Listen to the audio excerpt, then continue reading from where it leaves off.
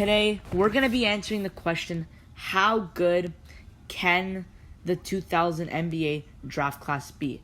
Will it go down as one of the best draft classes of all time, come out with many Hall of Famers, or better yet, a GOAT caliber player? So in order to determine this, I'm going to go through all the notable players in this draft class, as well as looking at some other draft classes, comparing, and in the end of the video, stay tuned. I am going to be giving you my opinion on if this can be the best draft class of all time. So, right off the bat, one thing I noticed, this is a super deep draft class. And by deep, I mean it has many stars that can potentially be all-stars or even Hall of Famers. Let's take probably the best draft class of all time, arguably the 1984 draft class. You can take a look at this board. You see Hakeem Olajuwon, Michael Jordan, Charles Barkley, and John Stockton. But other than that, what name do you recognize as a good basketball player? Obviously, we all know Sam Bowie because the Blazers took him over Jordan. But based off skill, it's really just them four. You want to take a look at the 2003 draft class or even the 96 draft class. We'll look at 2003. LeBron James, Dwayne Wade, Carmelo Anthony, Chris Bosh. But who else is in this draft class that's very good and it's going to the Hall of Fame? Nobody else. Now, if you look at the 2018 draft class, you got many great guys that are going to be all-stars in their career, and overall just a super deep draft class. So now I'm going to be giving you a 1 to 2 minute analysis on the notable players in this draft class. Let's start off with pick 1. We have DeAndre Ayton. In his short 3-year career in Phoenix, the Phoenix Suns selected him. I made a video on why he's not a bust. I might put a link in the description. But he's been just a role player his whole career. He's been the defensive anchor. He's been a very athletic, traditional center, doesn't shoot, none of that. He's an average free throw shooter. And just overall very athletic and just gets to the rim with ease. Now, he won't be a role player for long when Chris Paul retires and he enters his prime. Then I expect him to step up, be the second option, not a role player anymore, be a key piece to the Suns team. If I had to give him a ceiling, his very best year, I would say 1 year he can average 24 points and we'll say 13 rebounds, let's say that. But yeah, I definitely see a lot of potential in DeAndre Ayton, and I'm really excited to see how his career plays out. Second overall pick, the Sacramento Kings selected Marvin Bagley. I'm going to go through the top 10 picks, and then after the top 10 picks, I'm going to just go through some notable players. Marvin Bagley, he seems like a great prospect at the time. I mean, he's a very athletic power forward that can shoot the 3-ball, and a little bit undersized, but other than that, he looked amazing. But we all know the thing that's caused Marvin Bagley to have a not-so-great career so far, and it's injuries. Yes, every year Marvin Bagley's injured for very long periods of times, and it's just, you can't really blame anybody for that. You can't blame Sacramento. If he goes to a different team, you can't blame them. Marvin Bagley has the potential to be a great player. I expect him 1 year to average 20 points and 10 rebounds. But the thing with that is he's going to play 30 games that year. So if Marvin Bagley can fix his injury problem, he'll be a great big man in the future. But now with his injuries, if I had to redraft him in this draft class, he'd honestly not even go top 10 in this draft class. That's how good it is. There's second round picks that are better than him. Okay, so the third overall pick, the Atlanta Hawks selected Luka Doncic. We know how this trade went. Atlanta selected Luka, Dallas selected Trae Young, and in the end they swapped. Luka Doncic, he took home the 2018 Rookie of the Year, averaging 22, 7, and 7, looking great. He was looking like a very good player, and in terms of IQ and stuff, the fact that at a young age, even now he's still at a very young age, the fact that his IQ is only going to get better with his age, and he's already a great playmaker and stuff. Yeah, Luka Doncic last year had a breakout year where he led Dallas to the playoffs, showed that he was a winning player, averaged 28, 7 and 8. His step back was mastered. His offensive game just in general. His defense he could work on. Like even this year, 27 points. Defense he could work on, but step back, finishing, just shooting in general. Free throws I guess he could work on, but playmaking, court vision, all that stuff, this guy has it. So I would honestly give Luka Doncic like a 30-point triple-double in his very best year. Now, can Luka Doncic be a top 10 player of all time, top 15? That can make a whole video topic. Let's just say this. The top 10 players now aren't going to be top 10 forever. They're going to have to eventually, as new players come, there's going to be players that are going to pass Shaq, Kobe, Larry Bird, Magic Johnson, and I think Luka could be one of them. The 4th overall pick, the Memphis Grizzlies select Jaren Jackson Jr. And, oh wait, by the way, I don't know if I have to say this, but Luka Doncic is obviously the best player in the draft class. The 4th pick, the Memphis Grizzlies select Jaren Jackson Jr. Now, Jaren Jackson Jr. has been also, just like Marvin Bagley, a bit underwhelming. He's been injured. He was injured majority of the season. I played 10, 15 games. But he's a very athletic guy, and it sucks. Because if you're athletic and you can get to the rim very easily, it sucks if you're injured. Because all you have to do is land to the ground in a very awkward position, and you're done. But I can definitely see Jaren Jackson Jr. as a role player in the future.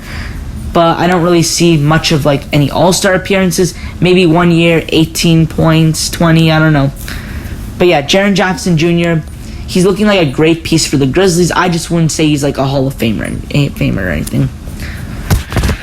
With the 5th overall pick, the Atlanta Hawks select Trae Young. Sorry, the Dallas Mavericks select Trae Young. And Trae Young, he was getting a lot of hate coming into the league by analysis like Colin Cowherd and Skip Bayless. They were all hating on him, saying he's a defensive liability, he lacks finishing, he's too small. I guess he is a defensive liability, but his offensive game cancels that. He's great offensively, and in the future I can maybe honestly see 32 points and 15 assists for Trae Young. His playmaking's that good. His court vision's that good. His shooting is elite. We know how this guy can shoot. But Trae Young's going to be a great piece on this Atlanta Hawks team. I wonder if he'll be able to get a ring there. Alright, now I'm going to just quickly finish this top 5 and then we'll do the notable ones. 6th overall pick, Mo Bamba. Now I'm going to try to limit it to 30 seconds per player. 6th overall pick, Mo Bamba. Mo Bamba has really shown what he can do on the defensive end. He doesn't really get a lot of minutes though is the thing, but when he does, he knows what he's doing, especially in terms on the defensive end. Now, he just gained 28 pounds of muscle, so next year if he plays, which he probably will because there's no more Vucevic, expect some great things from him. I can honestly see him maybe averaging 10 points, 12 rebounds, and 3 blocks. He'll be that type of guy to average more rebounds than blocks. Wendell Carter Jr., his teammate. Wendell Carter getting drafted to the Chicago Bulls, traded to the Orlando Magic this year. He's an undersized center, and he's still pretty athletic, I guess. I don't really know much about him. I would say with Orlando, he can average, now before you guys hate, he can average 20 points on Orlando. Now, like I said, with Luka, he can average a 30-point triple-double, but Dallas would be really good. But for Wendell Carter, maybe in the next couple years, he'll average 20 points.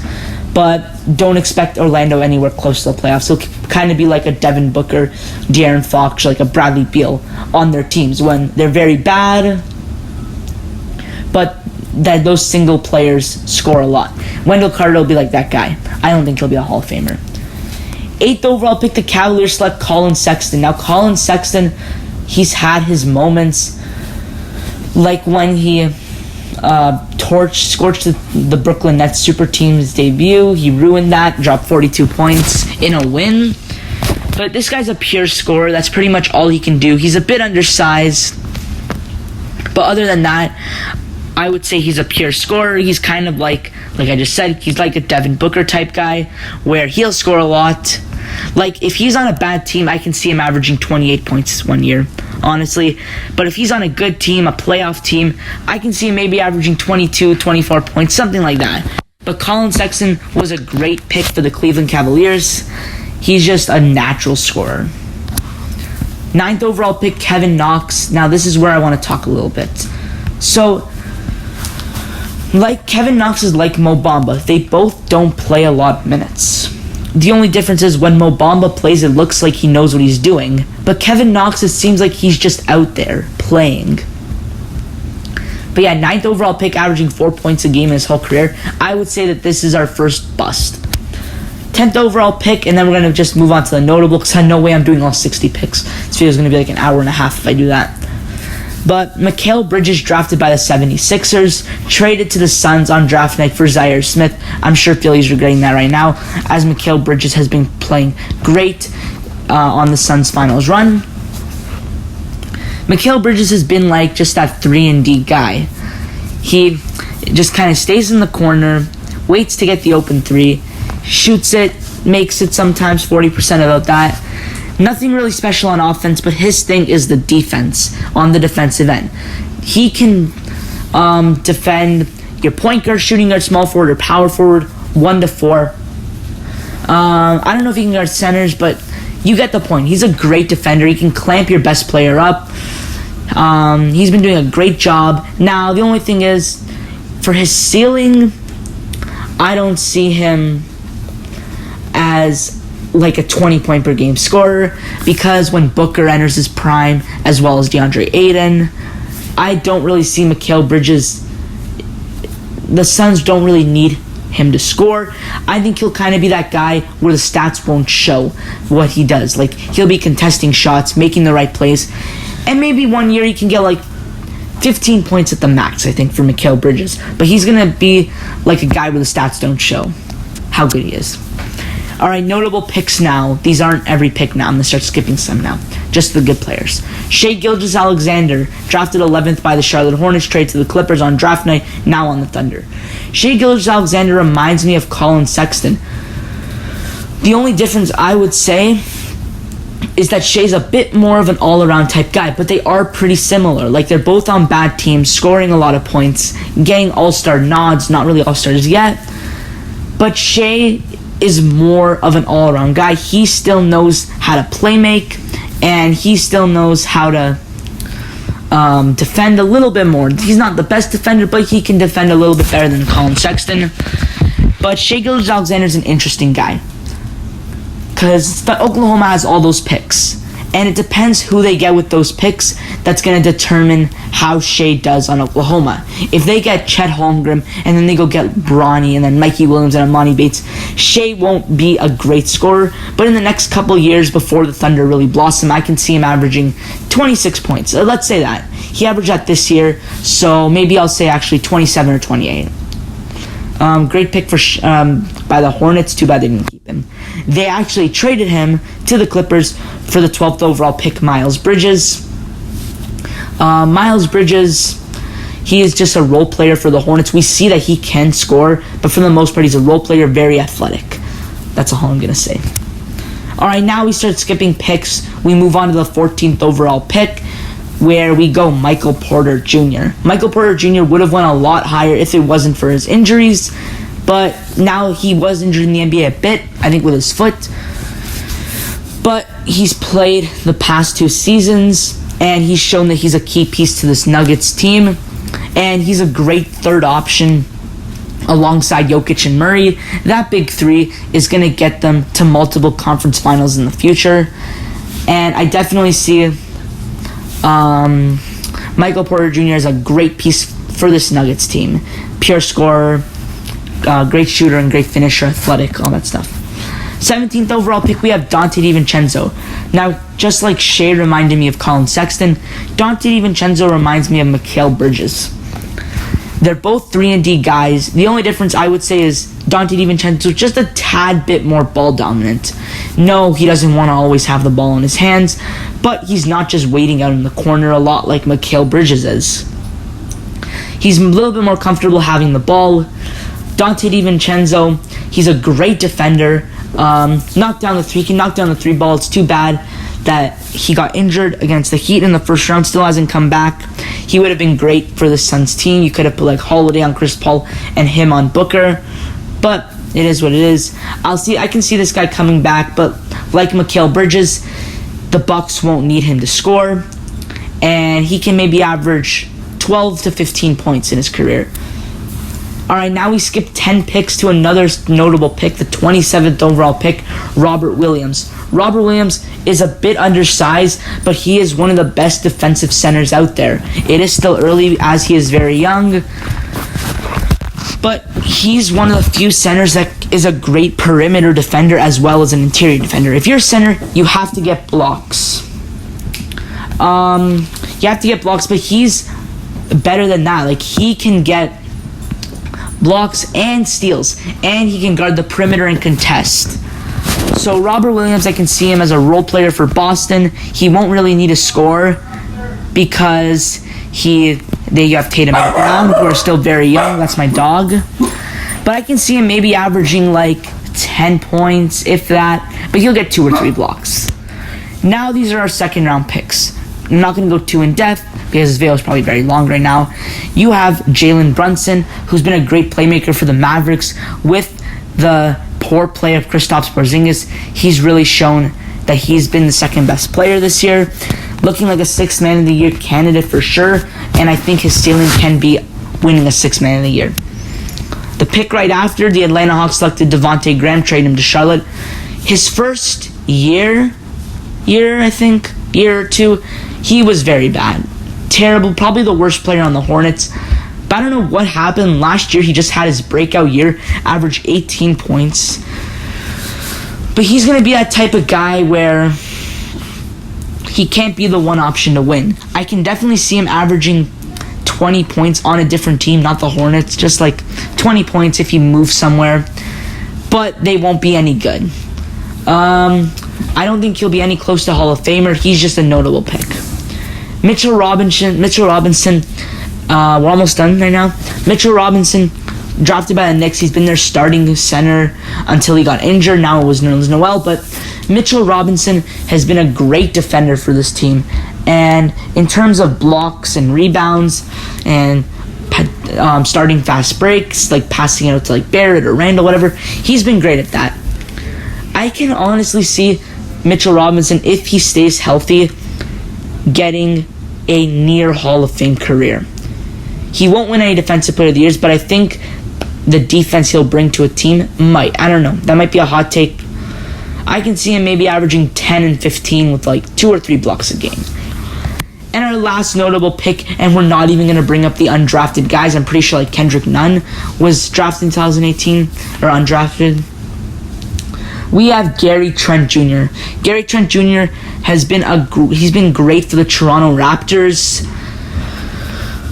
He was actually drafted by the Kings, traded to Portland, and he was reportedly unhappy in Portland, so he got what he wanted. He went to the Toronto Raptors, and I can definitely see Gary Trent doing great in Toronto, partly because the Raptors play like a team. Like, none of them, other than Siakam, always want the ball in their hands. They're okay to pass it out, and Trent would be perfect for that, as he's a great catch and shoot guy and just a shifty guy all around.